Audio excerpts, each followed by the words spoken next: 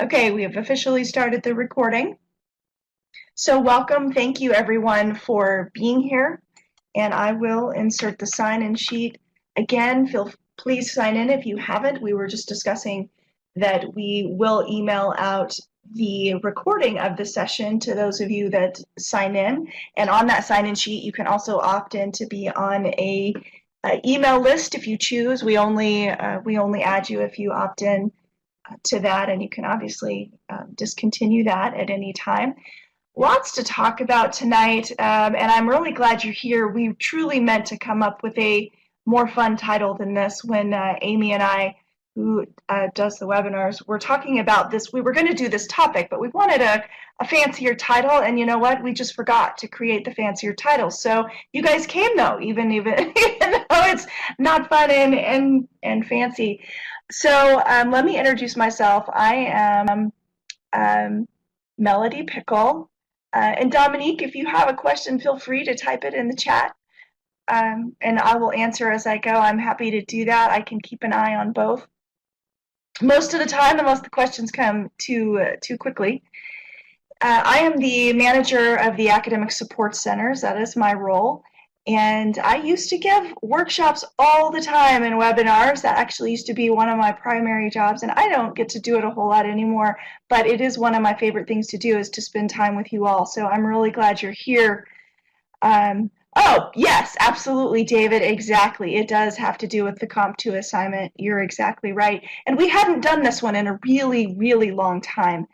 And it's a tough topic only because there's so much to talk about, and even when I was doing this, I redid it from scratch, this PowerPoint that I will share with you, even when doing that, it's really hard to decide.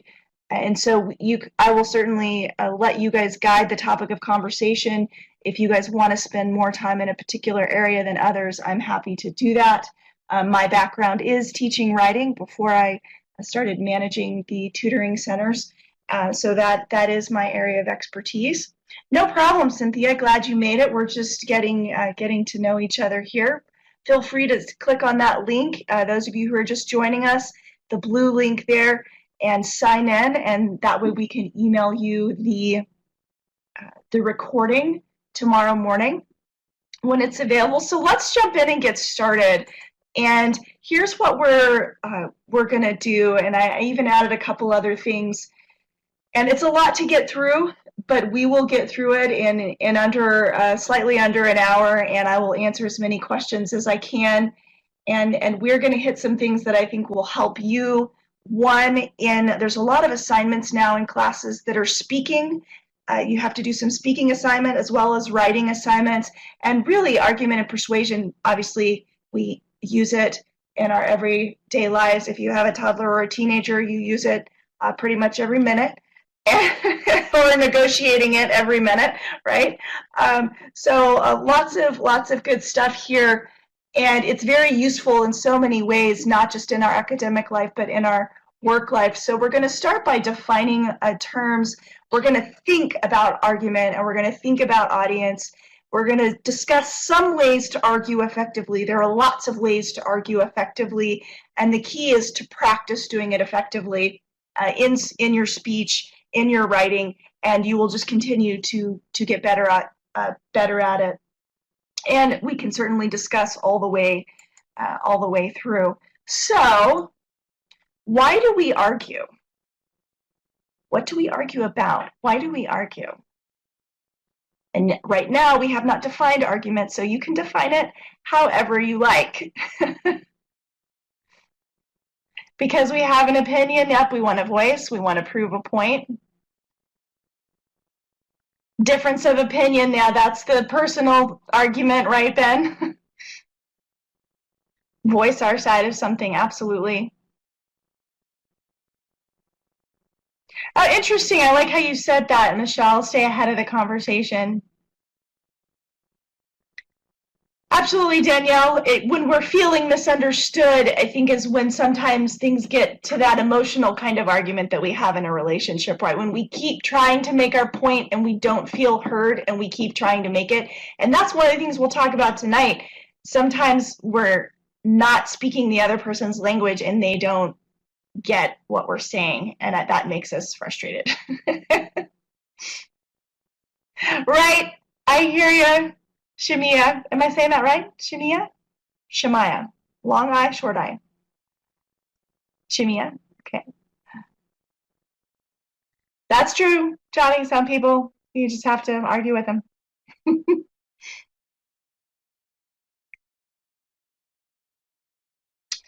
And here's another thought. Why do we try to persuade? And again, we haven't defined the term, so however you think of that is fine.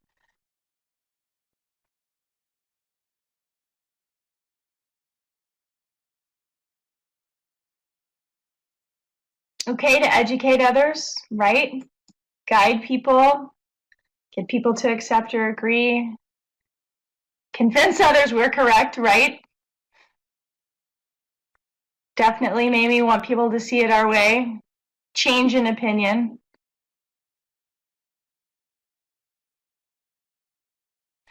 I like the way you said that, Renee. Get someone to accept the truth of what you're saying. Absolutely. Learning to behave, the behavior of the opposite person, see our point of view. Absolutely.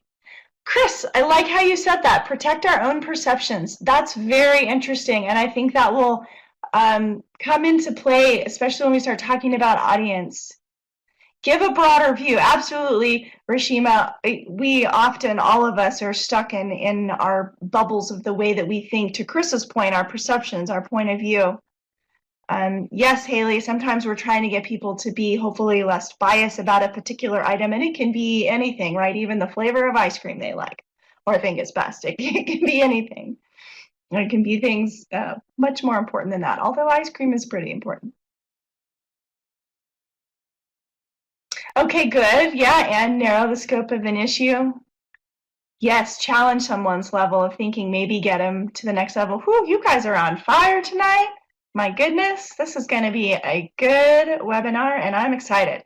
So for our purposes tonight, and this is something that is useful when you are crafting an argument, which we will talk about a little bit later as well, not in a lot of detail, because really we could give a whole webinar on how to create an argument of definition, but we're not going to do that tonight.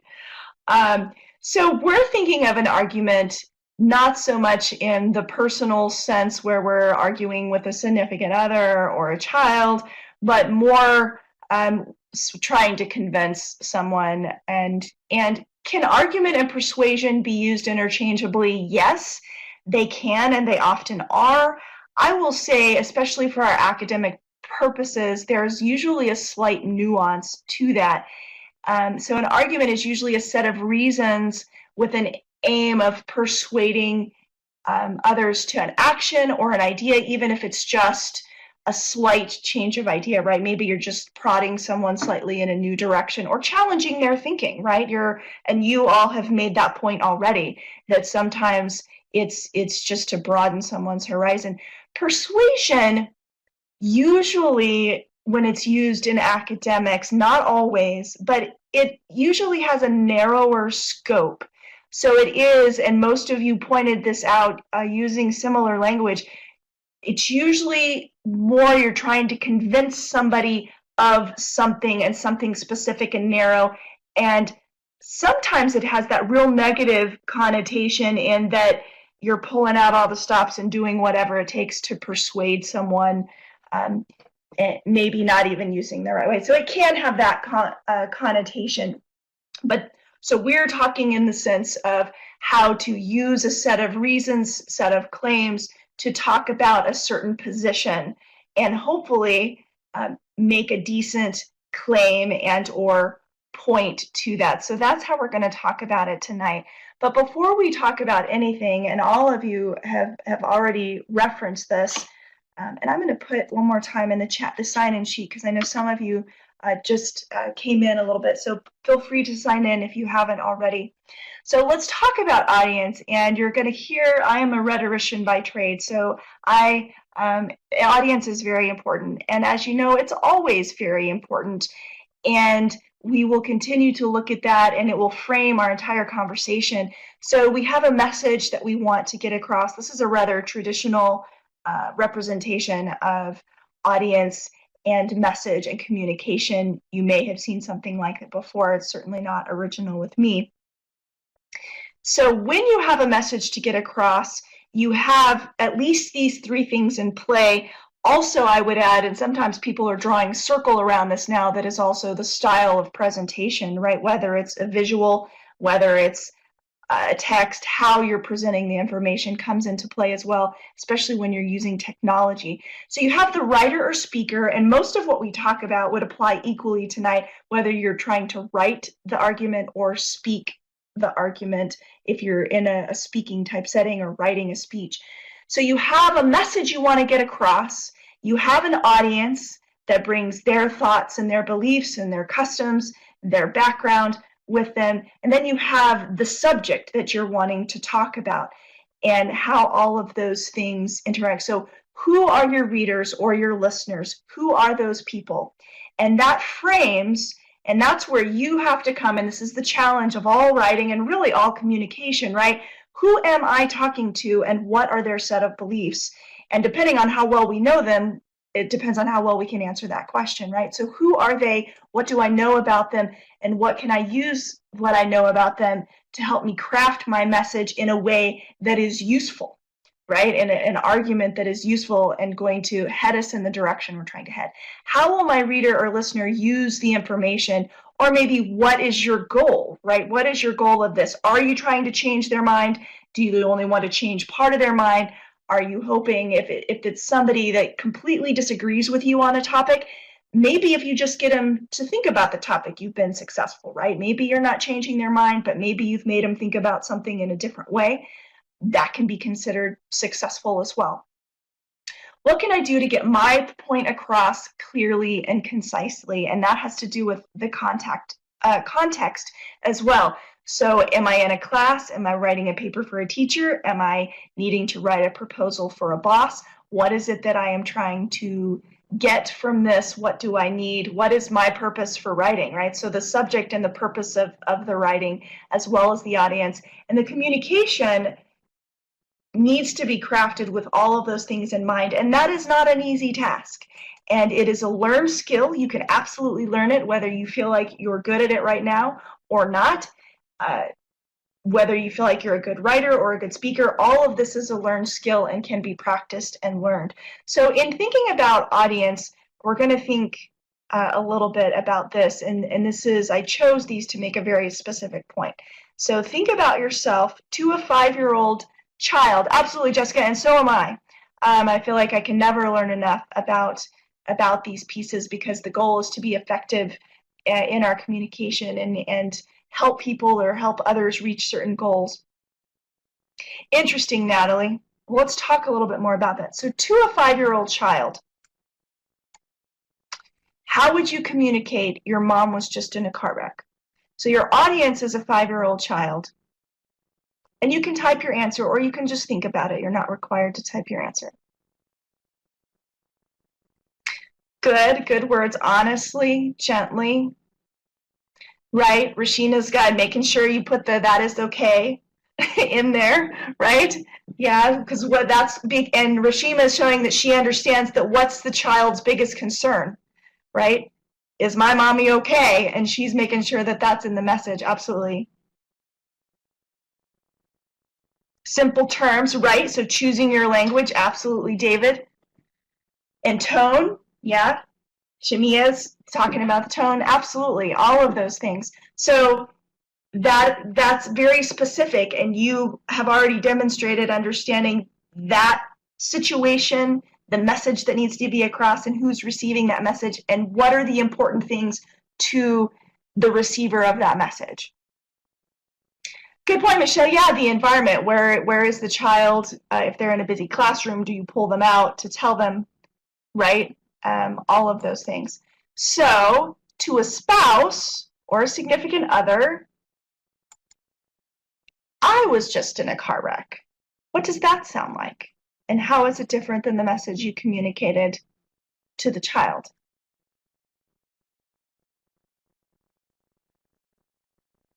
Okay, Renee's got people in her life that want details. Oh, lots of people detail. That's interesting. So they get more details than the 5-year-old, right? And probably because if they're a significant other, someone that's significant to you, then they care, right? And they're going to want the details, right? Every detail, right? Right, absolutely, Danielle. So any significant other, someone significant in your life. So it's interesting to this group, the details. Yes, appropriate tone, absolutely. Yeah, that you're okay. That's still an important one, right? They still want to know if you're okay. Yeah, and if you need to cry, sometimes when you hear that familiar voice, whoever it is, whether it's, mom or boyfriend or who it is, when you hear that familiar voice, sometimes that is when you kind of let those emotions out, right? Or that's when the tears come, when you've been in a tense situation. Oh, good point, Renee. Yeah, you don't feel like you have to hold back as much from the adult that you would from the child. You wouldn't give the child details that they wouldn't understand. Absolutely. Oh, Natalie's just like, I gotta fess up. I gotta be honest about why it happened. It was all me, or he came out of nowhere. All right. Yep. See the doctor. More straightforward. Absolutely.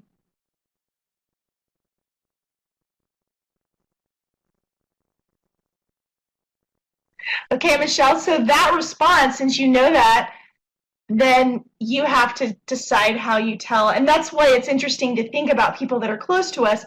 We have a lot of experience with communicating with that person, and we kind of automatically adjust our conversation accordingly.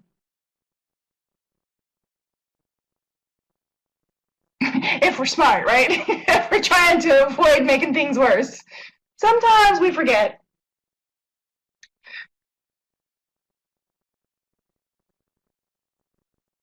Right, absolutely. Exactly, Nina. That's a good point, too. Right, that you don't want somebody overreacting, saying, oh, I'm at the hospital. But do you see all of these points that all of you are making? These are all the things that are going through your mind and communicating one particular thing, right?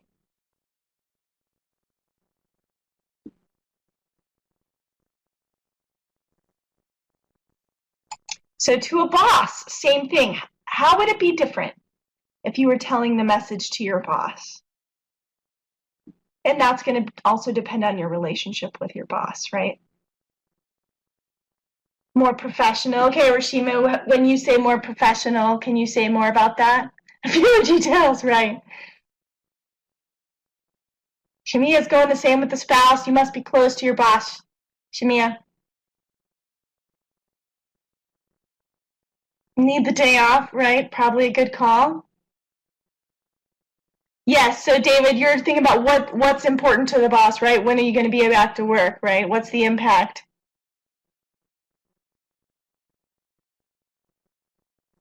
Absolutely, Renee. Yeah, be ready for their questions.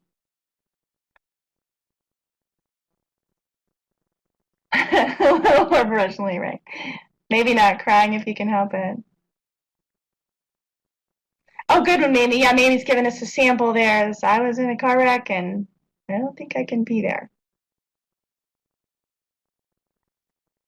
Right, purpose to inform. Good point, Gilda. Yeah, so your purpose in that case is you're just informing them this is what happened. I would see you.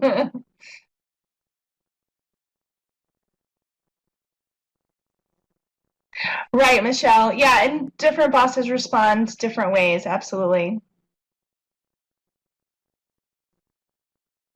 Oh, right. Yeah, if you don't want him to come see you in the hospital, please, I'm begging you. Just send flowers. Don't come. Oh, good point, Natalie. Yeah. If you say you've been in a car wreck, you should probably avoid the manicure and the haircut. Yeah. Excellent point. That would not help your argument or your belief factor, right? That's not. I'm thinking. So one way to think about argument and persuasion is about building a bridge, right? You're building this bridge of communication, especially if the goal is, we want to achieve a shared goal or we want to have a positive outcome. we can think about it as building a bridge in which all the boards are solid and we can get across with that message. That mediocre boss, it happens. And everyone's responds very differently.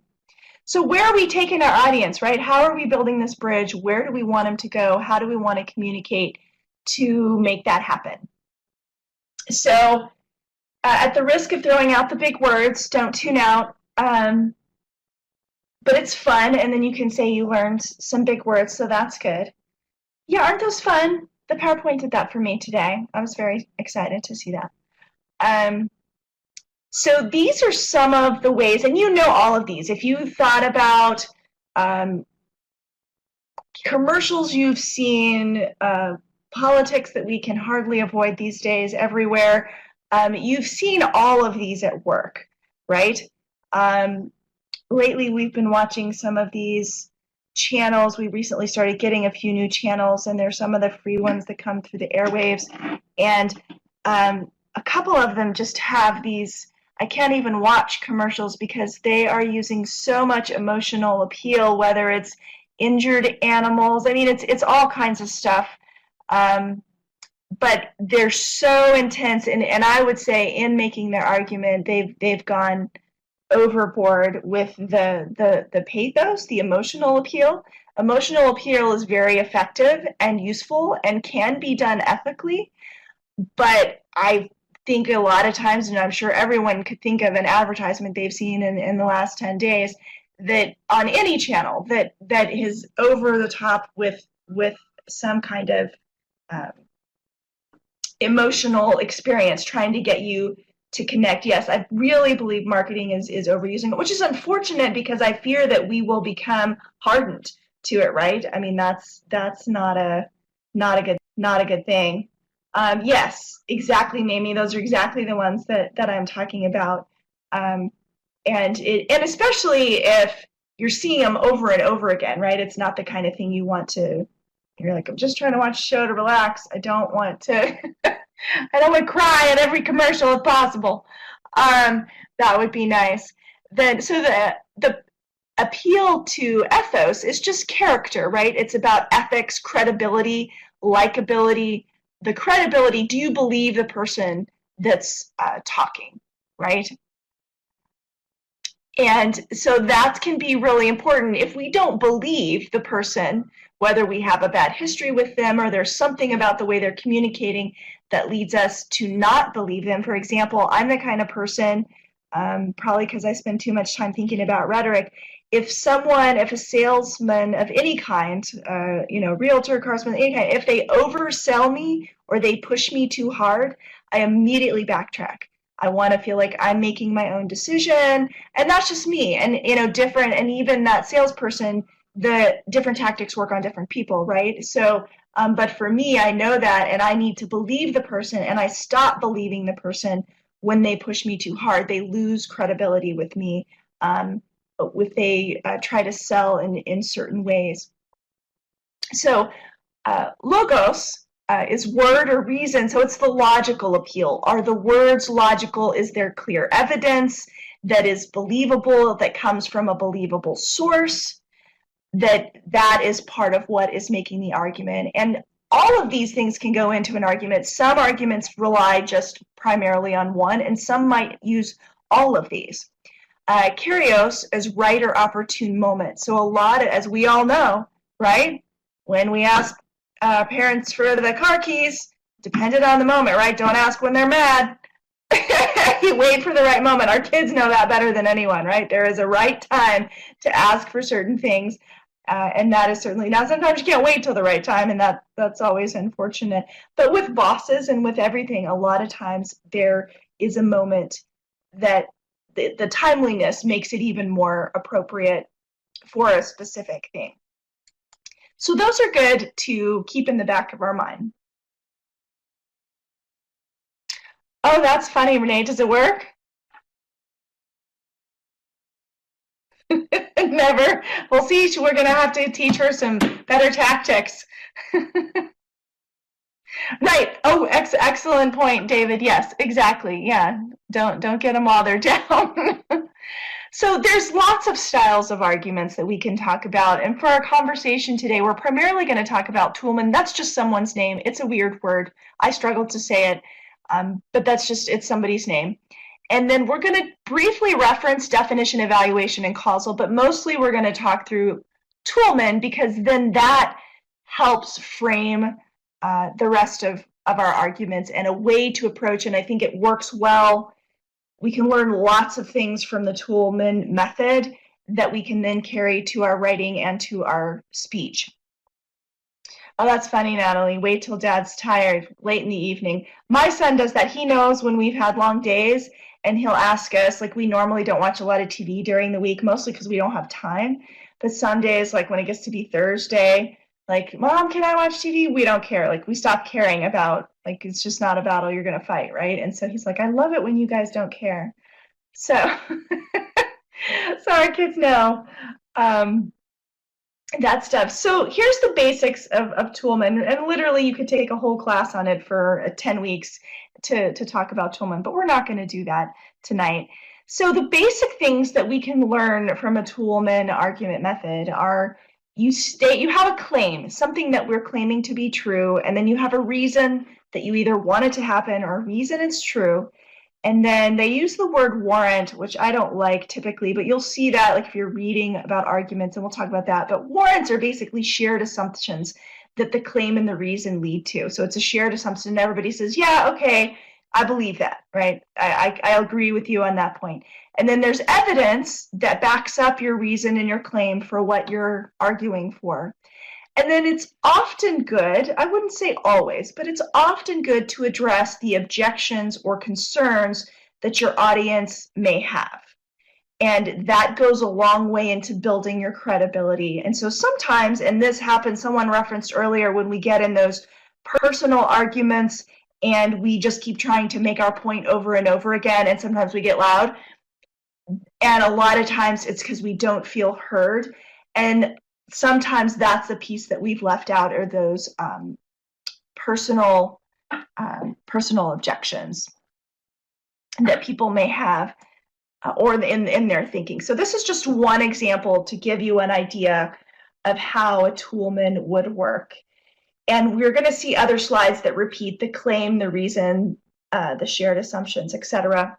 So my team needs new software. We're talking about a work example here. So my team needs new software in order to support its best work and complete more sales for the company. So my claim is that we need new software, and the reason is it'll help us do better work for the company. The shared assumption is good customer service leads to increased sales. And there's several assumptions that we could put in there. But that's the one I chose for here. So we're saying that basically the software is making us not have good customer service, and it's helping. So then my evidence, what is my evidence? Well, we lost 50 sales last week due to software malfunction and lost calls. And that's obviously just one piece of evidence. So if we were writing or speaking this is just one part of that we would use. Or if we only had, a 5-minute meeting with our boss, maybe this would be the whole argument. Now, and then we're going to address the objections, right? What are the objections our audience might have? Because basically we're asking for money, right? Software usually doesn't come for free. So objections. We realize that new software is expensive. But in this short example, I went ahead and gave some reasons why we think that it would be okay. Absolutely. Yes, Anne. It helps because you're giving a little bit on your argument instead of only my way, only my way, only my way. We're saying, well, I know you might be thinking about it like this. And it shows that you're thinking about them, that you have the audience in mind. And it's usually legitimate concerns, right? I mean, if we are assuming the folks we're talking to are reasonable and we all want the similar outcomes, but that's why we have to understand our audience. Again, we're back to audience, so we can try to surmise what their objections would be. What's maybe another objection that would be here?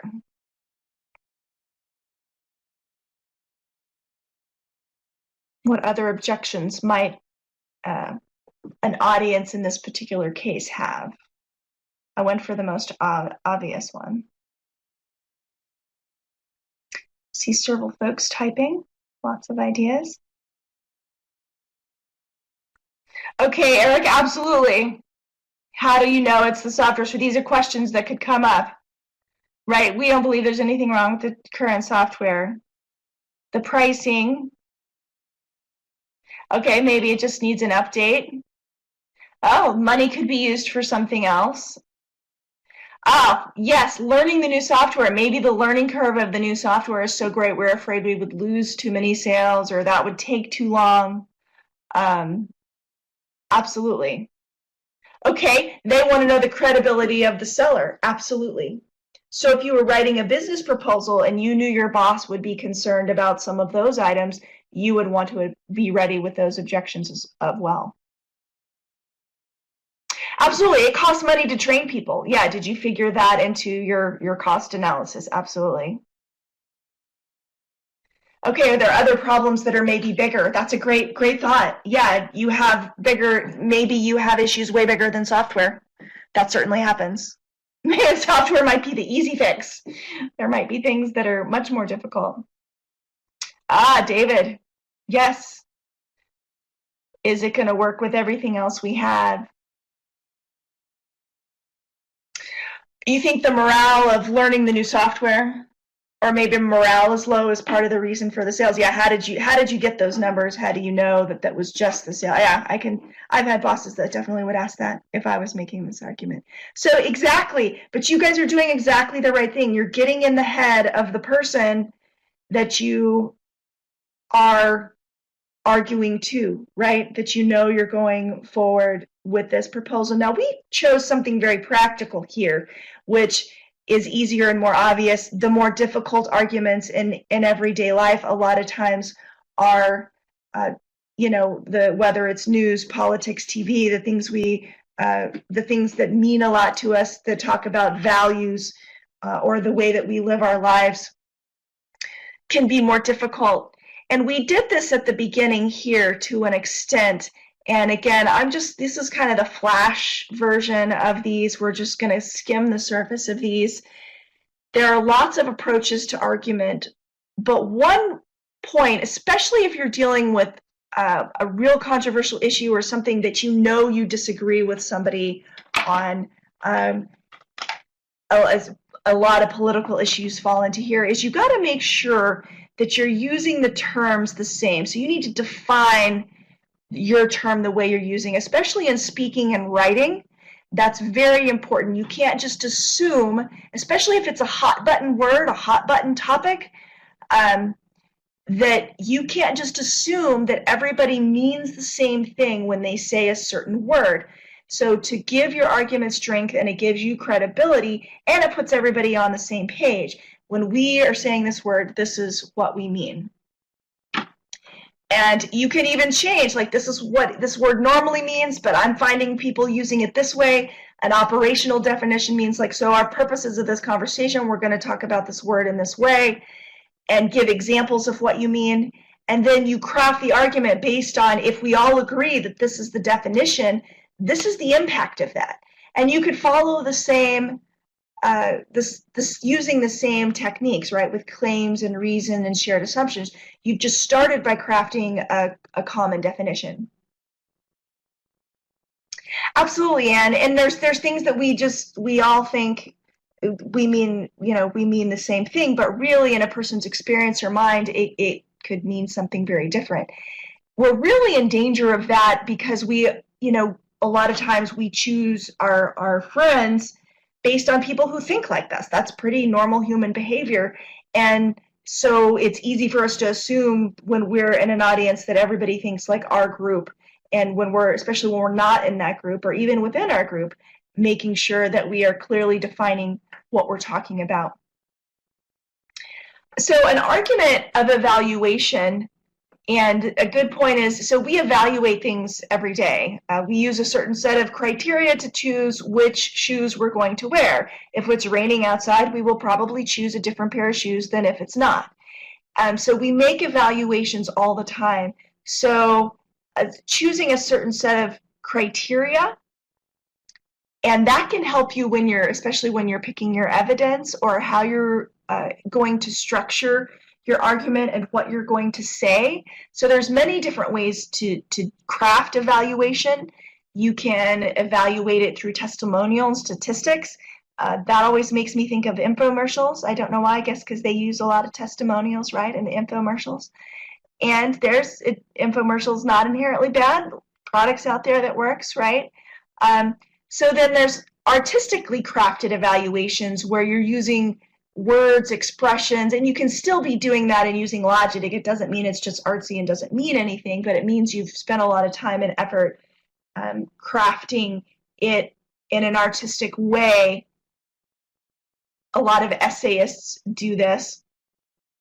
That makes it even more convincing because it's so artfully written. There's quantitative, which is numbers, logical evidence, and that's things that can be measured. So it's the difference between quantitative and qualitative research. They both produce evidence, but they produce it in a different way. And some people are more convinced by quantitative evidence than qualitative evidence. I know, Natalie, so a lot of them it does seem interesting, and it's funny that you say that. So I somehow a while back clicked on something on the internet. I don't remember. I think it was saying I could get a free article about some health topic. Don't remember what. And I clicked on it, and long story short, I have ended up on this email list, which I have not taken myself off of. But what's interesting about this email list is I'm largely turned off by it. They sound like interesting topic and information I want to have, but the way that they write it, first of all, they give you just enough information and they want you to click inside the email. Like you can't actually get the really good information unless you click, and then once you click, it's usually like 3 more clicks to actually get what it is you're looking for. Yeah, the clickbait, exactly. That makes me crazy, and I should just take myself off the email list because I don't read them anymore, because I don't find it credible. When someone's baiting me into something, they've lost credibility, even though I do feel like they probably have some good information to share. I'm not willing to go through that process, especially repeatedly, to get what information that is. And it must work, because I think one day they said, I think it goes out to, I know what it was. I read at the bottom of one of them, it's like, if you want to do business with us. And so I clicked that because I was curious, and it said like how many millions of people get these emails. So I guess if only 1% actually clicked on everything or bought what they were selling, you'd still do really well, because their email list was so vast. So interesting tactic, right? I guess if they just get somebody to click on it one time, then they've been successful. And then there's qualitative. So that's through reasons. You might point to tradition or precedent, again, logic. And you can write it using many of these same techniques: claims, reasons, shared assumption, evidence, objections. And they don't have to be in that order, and we'll talk a little bit about that. So another type of argument, causal argument, and I know I'm flying through this, but there's some other things I really want to get to that I think you'll find useful. This is very, very basic, maybe too basic. So, but we see this a lot in real life, which is why I wanted to cover it. We hear this a lot all the time on the news, and mistakes in cause and effect, which you hear, we probably all accidentally participate in all the time, are not always reliable, but you can craft arguments in this style and do it legitimately. And you can start with either the cause or effect. You hear and see arguments done both ways. Cause, I got the flu. Effect, my assignment was late. And there's usually, I got the flu, I was in bed and I couldn't get out, right? Like the last one, there's usually a cascading amount of reasons, not just one or the other. No problem, Coffee. Thanks for joining. So this is pretty straightforward, but we hear these. Can anyone think of one off the top of their head that they've heard recently? Cause and effect all the time. Right, absolutely. In cognitive psychology, we cover cause and effect, certainly. And sometimes our kids get in trouble because they don't understand cause and effect on a basic standpoint. Renee, that's a good one. Oh, I was late due to traffic. Okay, sure, right. Oh, David, I hope that one's not true because that one's a bummer.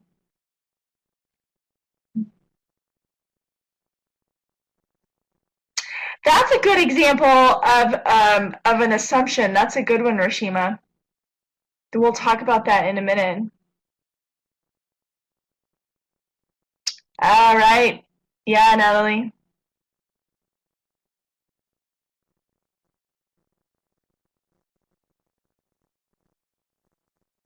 Okay, Eric. Yeah. Cosby, she forgot.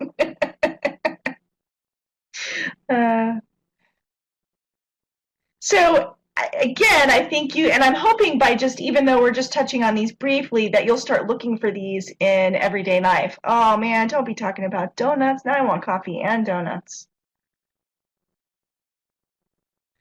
Michelle, well, I just bought some Dunkin' Donuts coffee the other day, so I guess I'm with you on that one.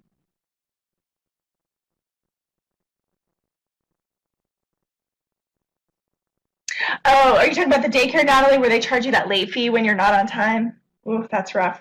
Yeah, I know what you mean. But they pretty much all do that now. But a lot of times, yeah, you just can't help it. Oh my gosh. So here are some thoughts about structure. We talked very clearly about the claim and the way to do it, and you could move some of these pieces around. You could put the opposing views in the front if you thought that that was more effective. There's nothing that says that it has to be third. But usually you're stating the claim or talking about the importance of your topic first, right? You want buy-in from the person, and you can't assume that. Hopefully you know what that is. Second, develop evidence with logical, factual, or anecdotal, however the method you've chosen. I typically, one, if you know your audience, if you know what convinces your boss or your audience, and actually there's a Harvard Business Review article that talks very specifically, especially about writing. It's called Change the Way You Persuade. It's from 2002 by Gary Williams and Robert B. Miller. But they did a study obviously in the business where if you know the decision-making style of the decision maker, so if you're presenting a business proposal, if you know who actually has the power of the decision and you use their style of making a decision, and we've all kind of talked about it a little bit. Some of us are more get dragged into things more emotionally, some need more evidence.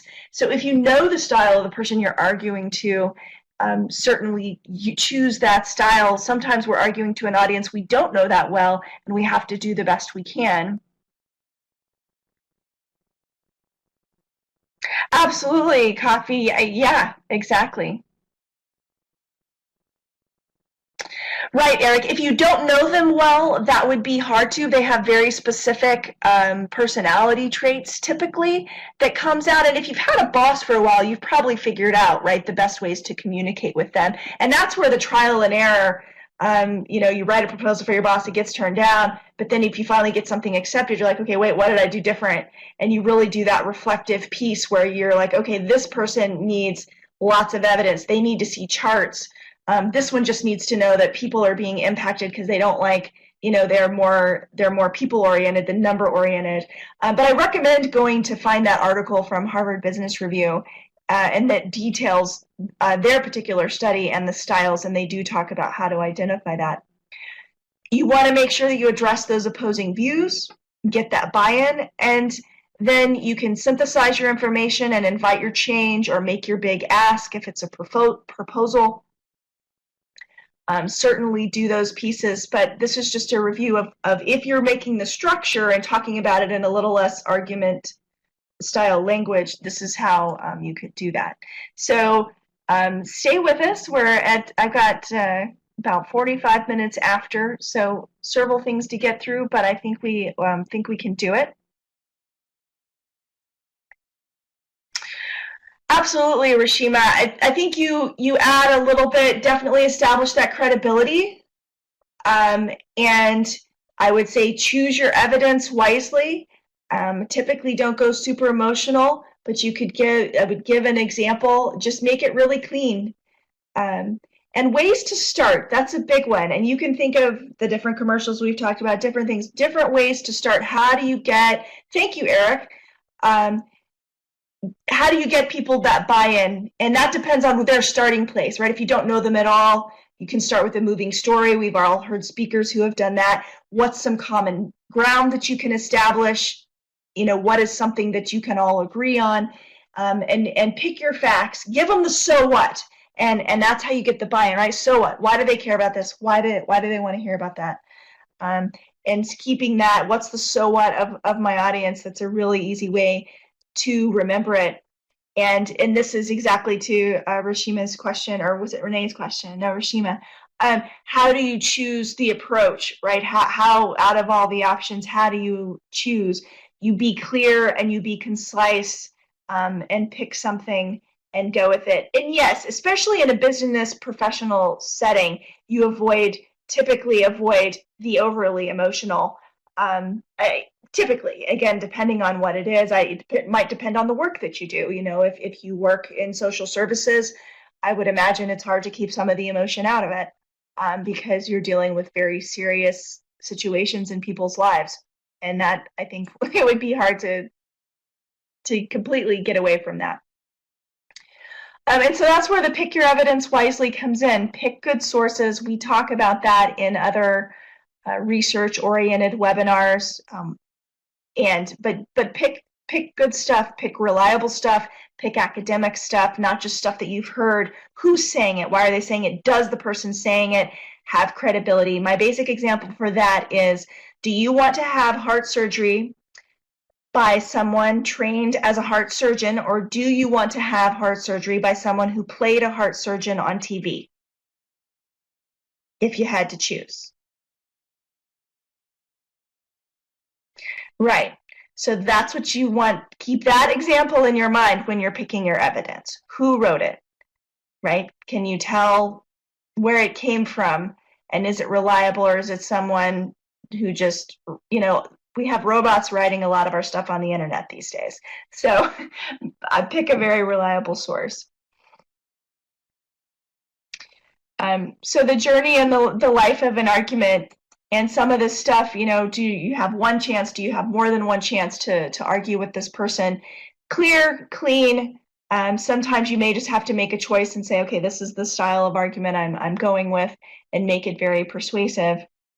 That's good, Natalie. Absolutely. Yeah, that's a safe one. Looking in the library is very helpful, especially for your academic work.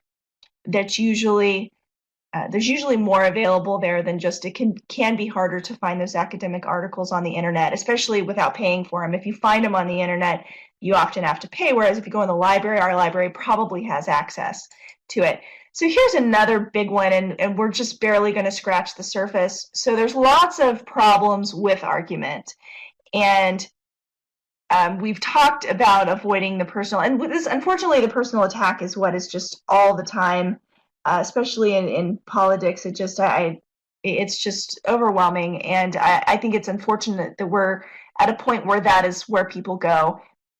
I would prefer to have very well-founded, thought-out arguments like we're talking about here, than taking the easy way out and getting things really emotional. But I guess that doesn't get the TV ratings. So using scare tactics, being overly sentimental, like we've talked about already, those certainly can cause problems in your argument. There's many, and I'm certainly not naming them all here. Some that are easy to understand are, and you guys are chatting really fast. I am reading. Absolutely, yeah, Natalie, exactly. Social media. A lot of times, social media is a victim of groupthink, or bandwagon thinking. This is what everybody's doing, which is another problem argument, because we're sending it to people that already think like us, and so it's this group think, and then you end up thinking the whole world agrees with you, when really it's just, you know, the 35 friends that you sent it to on Facebook. So I think we have to be careful about that too. So hasty generalizations, and I just like the word non sequitur, so I had to include it.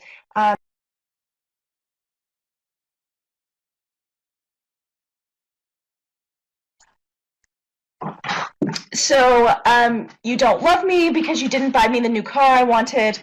Obviously, there could be more to that story.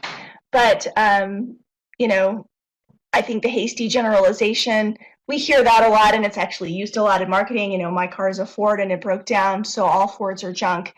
That's a pretty hasty generalization, right? Not a lot of evidence there. That's your personal experience with one car, but, right? So that's the kinds of things that you want to avoid. I recommend that you, as you continue to learn about arguments, studying the ways, there's a lack of critical thinking and a lot of lack of logic in a lot of the arguments that we hear every day. And so learning to pick those out can actually help you when you begin to craft your own. And that, I'm sorry, Rashima, yeah, she's a big girl. So thinking about those, and like this is, you know, there's at least probably 40 different issues with arguments that we could talk about, but these are some that we see a lot and experience a lot. So how can this help you with your academic experience? And I certainly want to get to that as well. Right, and that's a great point, Renee. It can be our opinion, and it's fine to be our opinion, but it can't only be our opinion unless you're the resident expert on that topic. Now, if you're the PhD and have gone to school and done all the research, then yes, you can talk about it only in your opinion, but since most of us are not those things, then we do need the evidence to back it up. It's certainly, we often want to argue our opinion, and there's nothing wrong with that, but make sure that you have clear thinking about that argument. And that's what this is for, because it will get you further. If the things we're passionate about in life, whether it's at work, whether it's a social issue, whatever that might be, learning to persuade and argue can help us help others.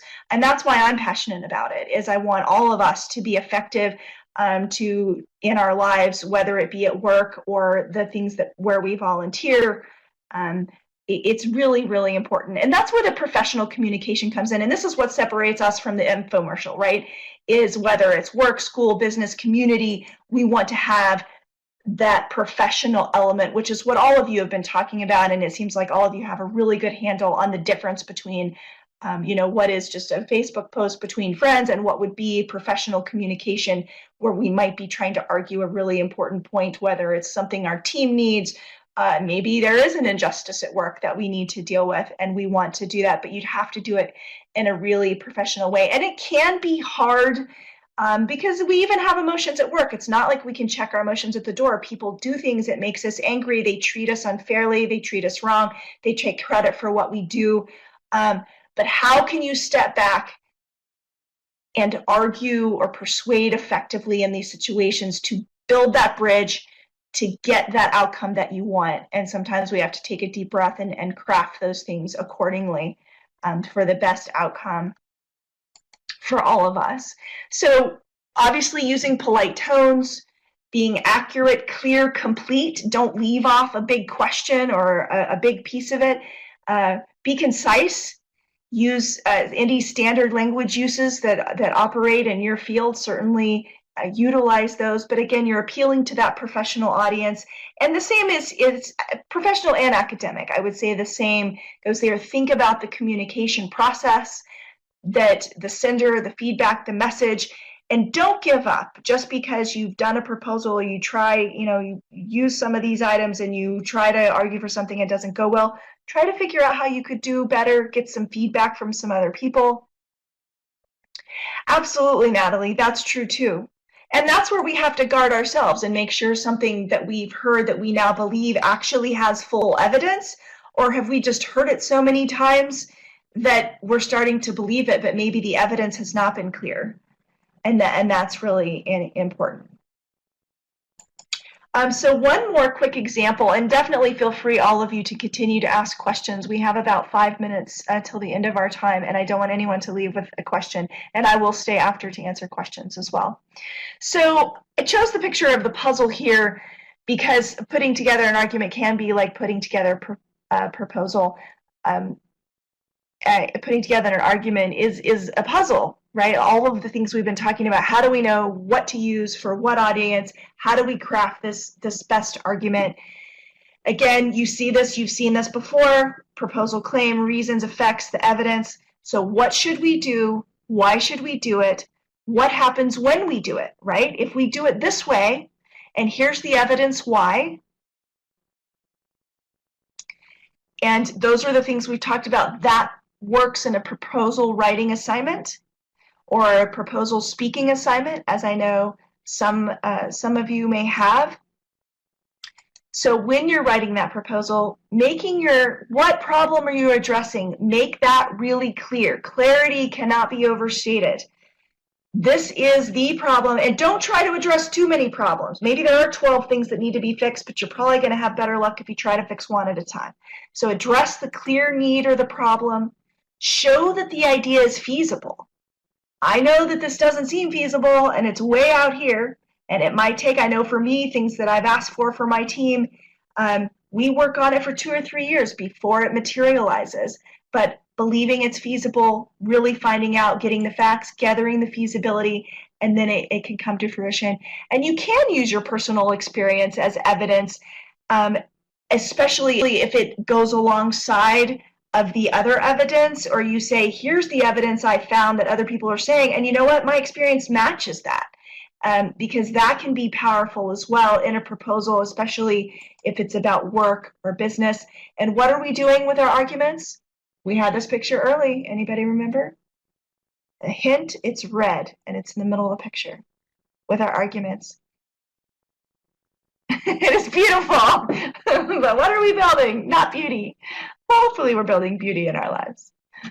We're building bridges, and that's just a different way to think about it. I like thinking about it that way. It helps us, especially if it's something we're passionate about, and maybe we're having trouble thinking about the audience. How do I build a bridge with this audience that may not already have it?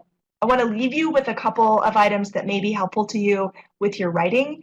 Thank you so much, all of you, for